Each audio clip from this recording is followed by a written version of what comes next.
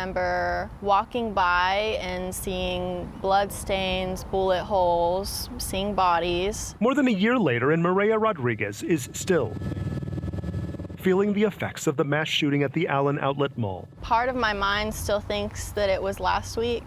I've accepted what's happened. She's also had to accept that she is a different person now. I hear the rounds that went off, like I hear the pattern of what an AR-15 sounds like. I ordered strawberry waffles and I couldn't look at the color red.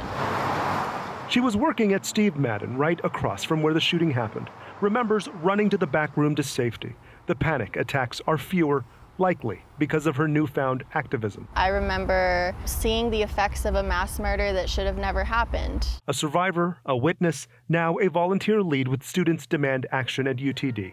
Last week, she had something in her inbox. Oh my gosh, I just got a letter in my email addressed from the White House.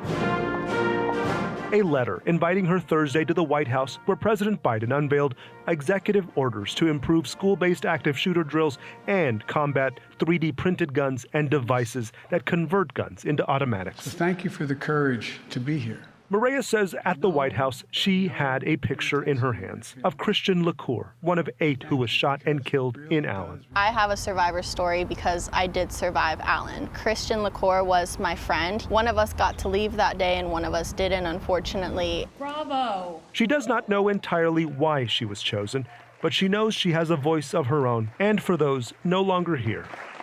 In DFW, I'm Jobin Funniker. That picture taken earlier today under President Biden's executive order, it creates a task force to investigate threats posed by devices that convert guns into automatic weapons. The task force has 90 days to report its findings, which is not long before President Biden is due to leave office.